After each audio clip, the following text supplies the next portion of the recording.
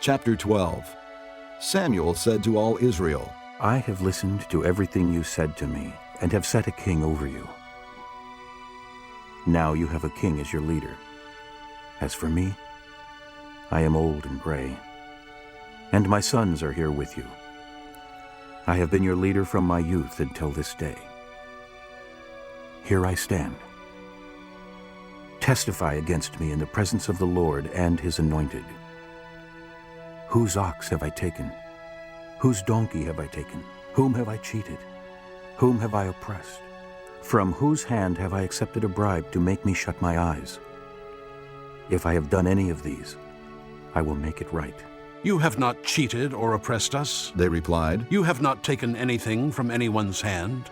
Samuel said to them, The Lord is witness against you, and also his anointed is witness this day, that you have not found anything in my hand. He is witness. They said. Then Samuel said to the people, It is the Lord who appointed Moses and Aaron, and brought your forefathers up out of Egypt. Now then, stand here, because I am going to confront you with evidence before the Lord as to all the righteous acts performed by the Lord for you and your fathers.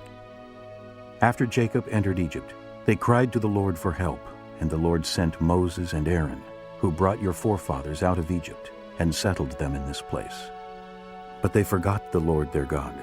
So he sold them into the hand of Sisera, the commander of the army of Hazor, and into the hands of the Philistines, and the king of Moab, who fought against them.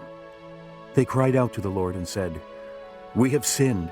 We have forsaken the Lord, and served the Baals and the Ashtoreths. But now, deliver us from the hands of our enemies, and we will serve you. Then the Lord sent Jerubbaal, Barak, Jephthah, and Samuel, and he delivered you from the hands of your enemies on every side, so that you lived securely. But when you saw that Nahash, king of the Ammonites, was moving against you, you said to me, No, we want a king to rule over us, even though the Lord your God was your king. Now here is the king you have chosen, the one you asked for. See, the Lord has set a king over you.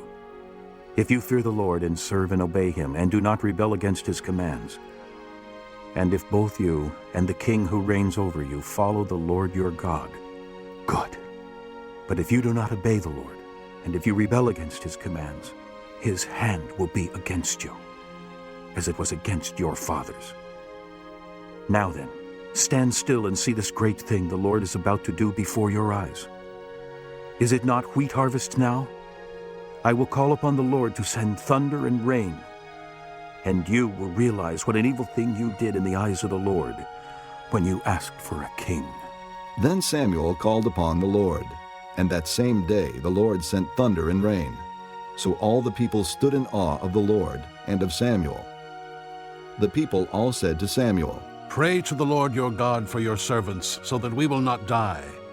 For we have added to all our other sins the evil of asking for a king. Do not be afraid. Samuel replied, You have done all this evil, yet do not turn away from the Lord, but serve the Lord with all your heart. Do not turn away after useless idols. They can do you no good, nor can they rescue you, because they are useless. For the sake of his great name, the Lord will not reject his people, because the Lord was pleased to make you his own.